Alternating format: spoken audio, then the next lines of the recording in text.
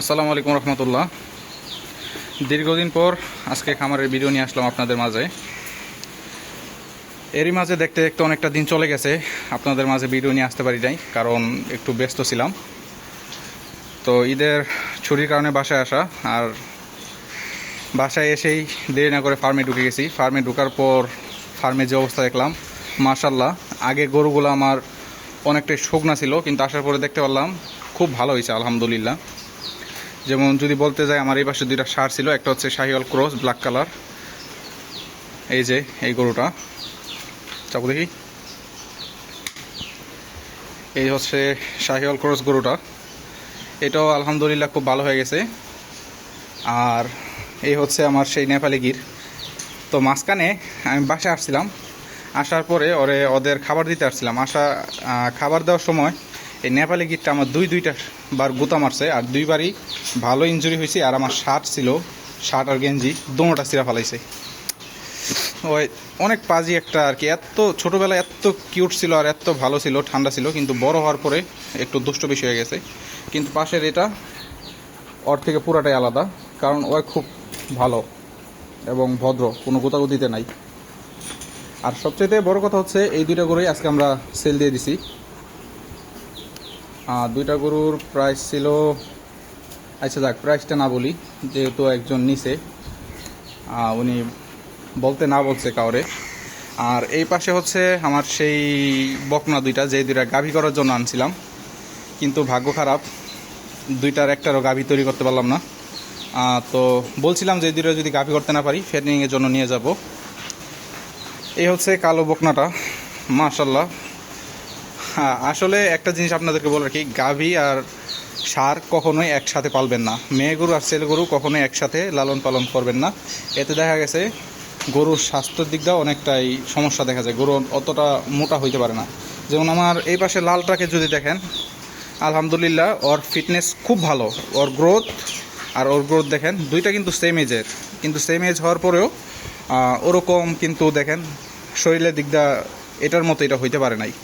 আর এই পাশেরটা যদি বলতে যাই, আমার এই লালটার চেহারা সুন্দর আছে মাশাল্লাহ, সমস্যা নেই। এটার তুলনায় এটা কিন্তু স্বাস্থ্যের দিক দিয়ে অনেক ভালো। তো এই দুইটা যেহেতু ষাঁড় আর বকনা একসাথে ছিল, এই দুইটা যাই হোক হয়েছে। আর এটা হচ্ছে লাল বকনাটা আলহামদুলিল্লাহ খুবই ভালো হয়েছে স্বাস্থ্য। আর নিজেরা নিয়ত করছি যে এটা নিজেদের জন্যই রাখবো, এটা সেল দেবো না, এটা নিজেদের কোরবানির জন্য। এটা সেল হয় নাই, এই কালো বকনাটা রয়ে গেছে, হয়তো বা আজকের ভিতরে এটাও সেল হয়ে যেতে পারে।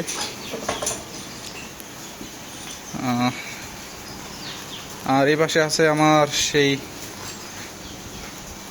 লাল্লু গরুটা, এটা হচ্ছে আমার পুরানো সেই গাবিটা। এটাও অনেক স্বাস্থ্য কম ছিল ওর, যদি বলি এই পাশে যে হাড়গুলো ছিল এই হাড়গুলো দেখা যেত।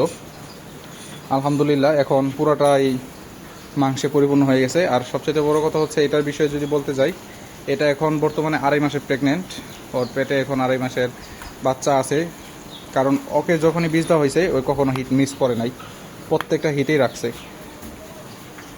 আর এই হচ্ছে আমার গাড়ির সাথে আসা সেই ষাঁড় বাচ্চাটা। এটারে এখন আর আগের ছবি যদি দেখাতে যাই, আকাশ পাতাল তফাৎ। কারণ এটা আমরা ওরা আশা ছাইড়া দিছিলাম যে ওই না জানি কতটুকু হয় আর বাঁচে কিনা সন্দেহ ছিলাম।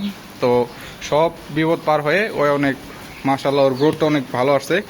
আর 2027-এর জন্য আশা করি ওই পরিপূর্ণভাবে রেডি হয়ে যাবে। এই কি এর গলায় কি হয়েছে, দেখি দেখি দেখি, রশি দেখি টাইট হয়ে গেছে, রশি চেঞ্জ করতে দিব।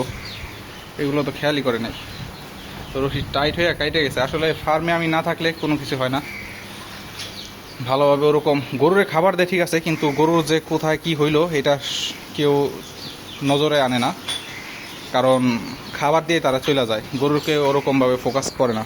যাও ওদিক যাও, তোমার ভিডিও হয়ে গেছে। আর এই হচ্ছে আমার সেই বড় গাভিটা। এই বড় গাভিটা নিয়ে অনেক টেনশনে ছিলাম যে কি করব না করব, সেল দিয়ে দেবো, কাস্টমার আনছিলাম। আবার মাঝখানে এফিমেরাল ফিভারে আক্রান্ত হয়েছিল, অনেক ঝড় ঝাপটা গেছে ওর উপর দিয়ে। তো সব ঝড় ঝাপটা অতিক্রম করে ওই নতুন করে আমাদের ফার্মে আবার বাচ্চা দিছে। বাচ্চাটা একটু পরে দেখাই, বাচ্চাটা মাশাআল্লাহ খুব ভালো হয়েছে। আর এটার কথা যদি বলি, এটারও গ্রোথ আগের থেকে অনেক অনেক ভালো হয়েছে।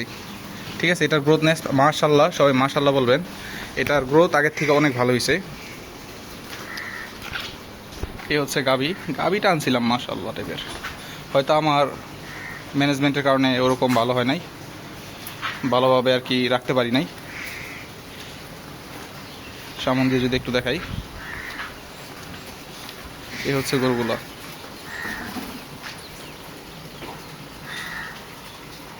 এই দুইটার জন্য দোয়া করবেন। আর আমি সবসময় চাইছি একটা ভালো মানুষকে গরুগুলো দেওয়ার জন্য, আর সেরকম একটা লোকই পাইছি।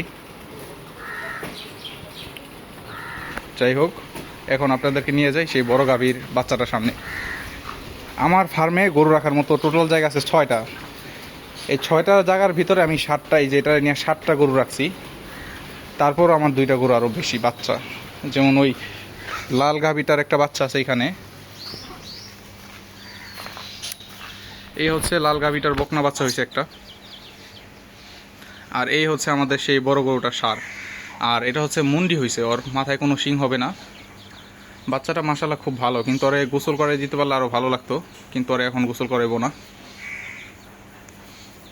ওরে পরবর্তীতে দেখি, ওরে ওই ঘরে শিফট করতে হবে, কারণ এই ঘরে অনেক গরম যা দেখতেছি, আর প্রচুর হাঁপাইতেছে। না, গোসল করাই দিব নিয়া। আচ্ছা যাই হোক, আজকের ভিডিওটা এই পর্যন্তই, কারণ সার বাচ্চাটারে গোসল করাইতে হইব। তো সবাই ভালো থাকবেন, সুস্থ থাকবেন, আল্লাহ হাফেজ।